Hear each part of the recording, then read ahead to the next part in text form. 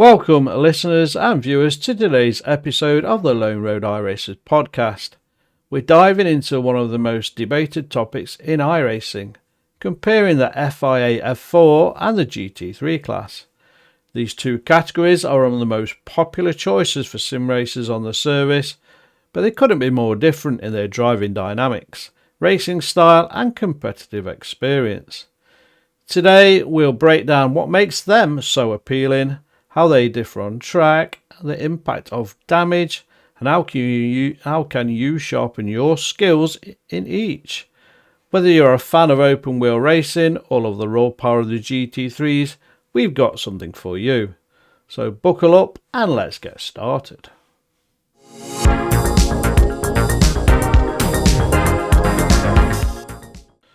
Let's start by discussing why these two categories have such a strong following in iRacing. Both have their unique appeal, drawing in thousands of racers each season. The FIA F4 is very popular. It's accessible for beginners. The FIA F4 car is often the first step into Formula racing, out of rookies anyway. Its moderate power, lightweight design and simple aerodynamics make it an ideal learning platform. Unlike higher tier open wheel cars, it isn't overly sensitive to throttle input, making it a forgiving choice for those new to the discipline. The F4 car teaches drivers fundamental skills like smooth steering inputs, throttle control and brake modulation without overwhelming them with excessive power or downforce. This makes an excellent entry point for drivers wanting to develop their racecraft before advancing to a more complex open wheel machinery. Due to its relatively low power output, the F4 heavily relies on drafting and slipstreaming.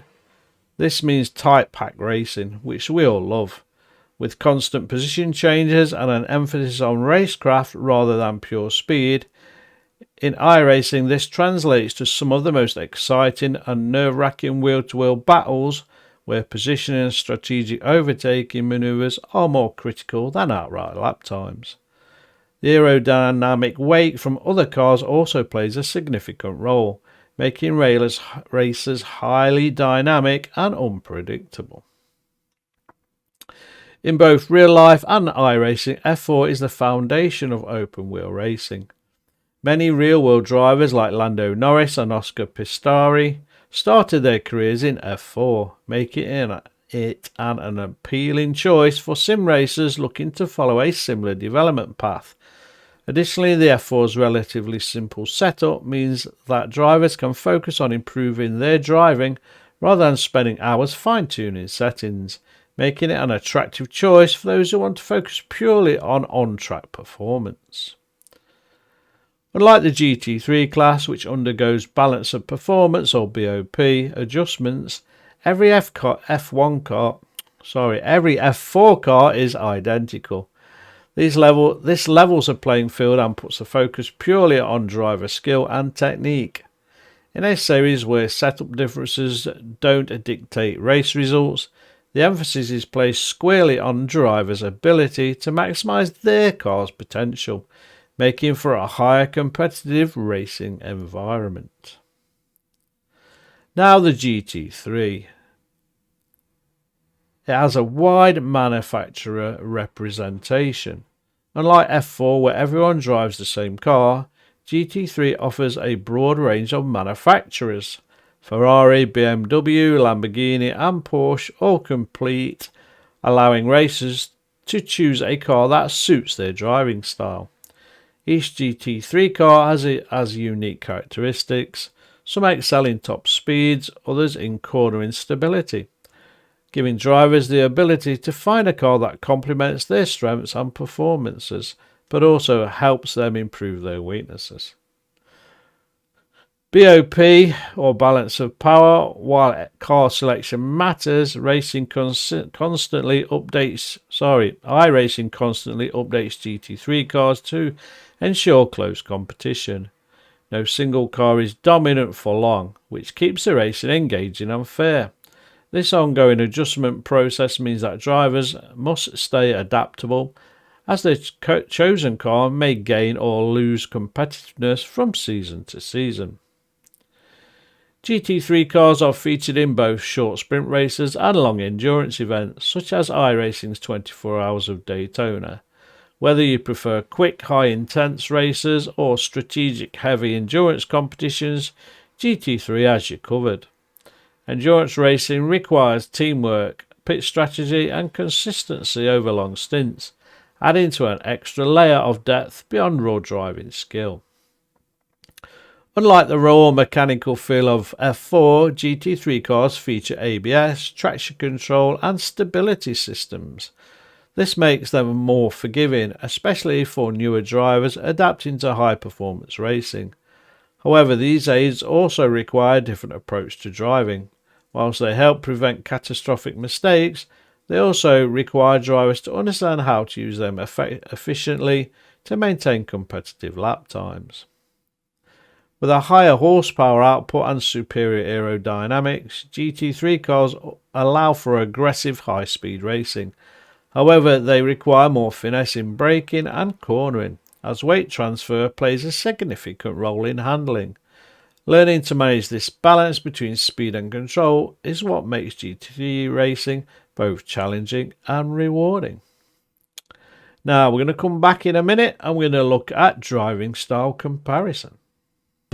Dre is the audible iRacers companion. Want to improve your results or get more wins? Download Dre, the digital race engineer. Hit the link in the show notes for a 10% discount. Now let's talk about how these two cars feel to drive, which is quite a unique topic, I thought. They require vastly different approaches and mastering each takes time and dedication. I'm going to start with the FIA F4. It's lightweight and responsive, therefore the F car is quick to respond to inputs, but this also means precision is key. Overcorrection can lead to instability, so smooth steering is essential. While the F4 generates downforce, mechanical grip is just as crucial. You can't rely solely on aero, proper cornering techniques play a big role. Since the F4 has a lower horsepower, you need to maintain momentum through corners. Scrubbing speed unnecessarily will cost you your positions quickly. Unlike GT3, which has advanced electronics to manage tyres, F4 requires careful modulation of steering and throttle to prevent excessive wear. Contact in open wheel racing can be disastrous for the F4. A light touch can send you flying, so precision and patience is key. Now moving on to the GT3. It's clearly heavier and has more horsepower. With nearly double that horsepower of an F4 and significantly more weight, GT3s require a more measured approach to inputs. Traction and control and ABS aids help keep the car stable, but they don't mean that you can be reckless. Learning how to use them effectively and efficiently is crucial. Thanks to the aerodynamics, GT3s can take corners at higher speeds, but too much reliance on downforce can cause understeer. Braking distances are longer in the GT3, and learning how to trail brake effectively can make a big difference here. And finally, managing tyre wear. In longer races, tyre strategy is key. Pushing too hard early on can result in losing grip later, which can make or break your race. So we've learnt a lot there in this article around the F4 and around the GT3 and how they compare. So which one is the better choice as we sum up? Is it the F4 or the GT3? Well, the answer really depends on what the iRacer is looking for in iRacing. If you love tight pack racing, learning fundamental skills and pure driving experience, then the FIA F4 is an excellent choice. However, if you want variety in car selection, high-speed endurance racing and the challenge of managing advanced driving aids, the GT3 might be your ideal class. Regardless of which you prefer, both offer incredible racing experiences and there's no real wrong answer. Try both, push yourself to improve, and most importantly, have fun out there on the track. Well, that's it for our first topic today. We're going to come back with a second topic right after this quick break.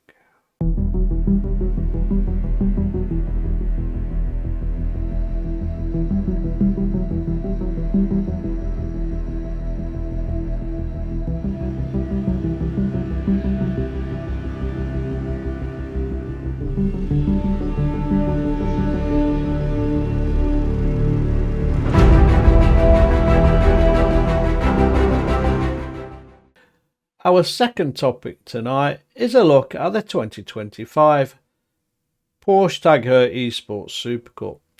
With the season kicking off now in February, there's no better time to talk about the drivers, the tracks and everything that makes this championship so thrilling. But before we dive into the upcoming season, we're going to take a quick look back at how things played out in the 2024 season and who could be stepping up to claim the crown in 2025.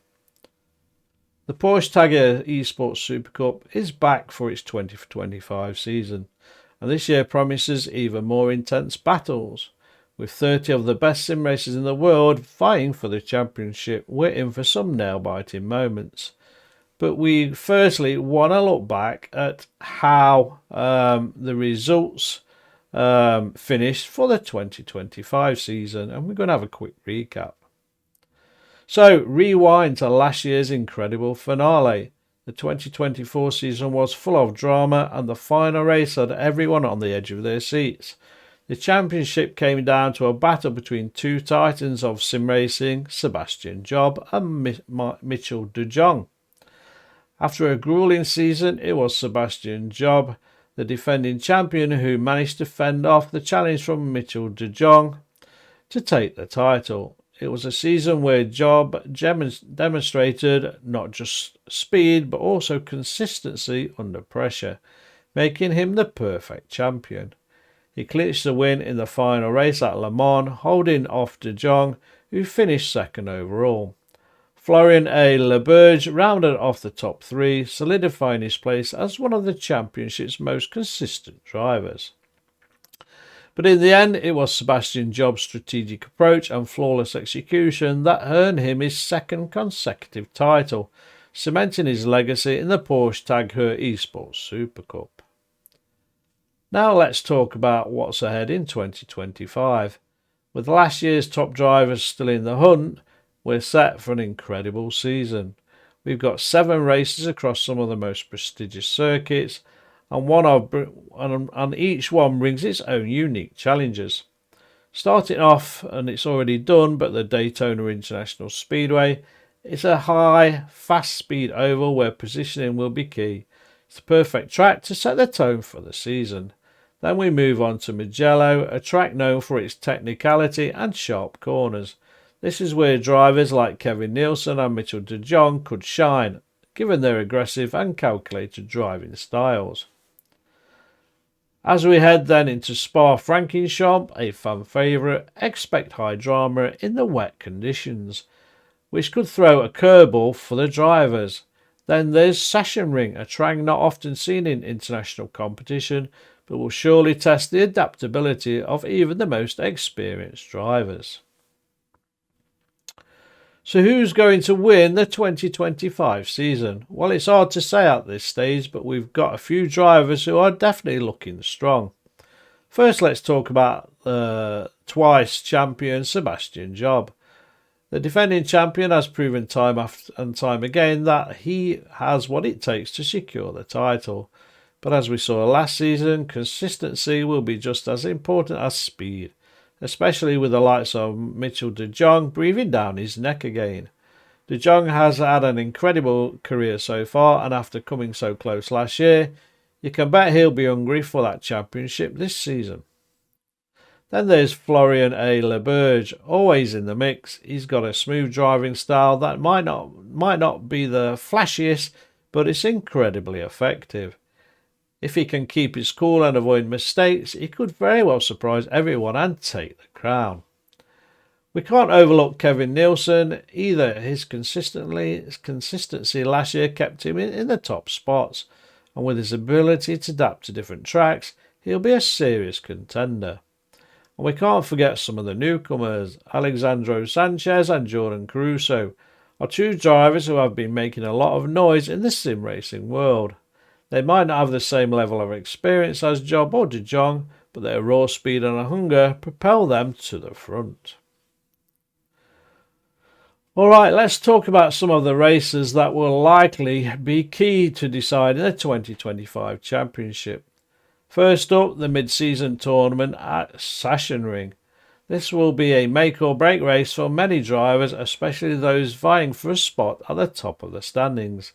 If you're not already in a strong position by this point, the pressure will be on. Now, Sachsenring, I've driven that in iRacing. That's pretty difficult track to really nail down, especially the first downhill section. It catches you off guard a lot. Then there's the Thruxton circuit in March. Thruxton is all about raw speed, with few corners to slow you down. The drivers who can master the straights and keep their car under control will have a huge advantage here. And Thruxton is also pretty new to iRacing. In fact, I think it came out this season. So I'm not sure how many drivers will ever experience the thrill and adrenaline, not having many corners and fast straights.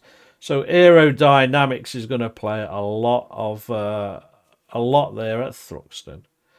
And of course, the season finale is always at Le Mans. It doesn't get more prestigious than this. It's a race that every driver wants to win, and we're sure to see a dramatic finish. Who will have the nerves of steel to take the checkered flag and claim the 2025 title?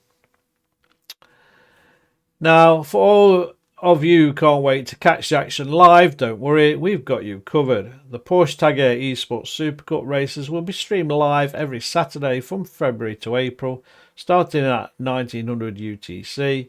You can watch all the races on the official Porsche Twitch channel. Trust me, you don't want to miss these races. And there you have it, folks, your preview for the 2025 Porsche Tag Heuer Esports Super Cup. With a stellar lineup of drivers, some iconic tracks, and a season full of potential surprises, this is shaping up to be one of the most exciting years in esports racing. We'll be following all the action here on the podcast, so make sure you stay tuned as we bring you all the updates, analysis and insights throughout the season. Until next time, keep your engines revved and your tyres hot. Happy iRacing, and I'll see you on the track soon.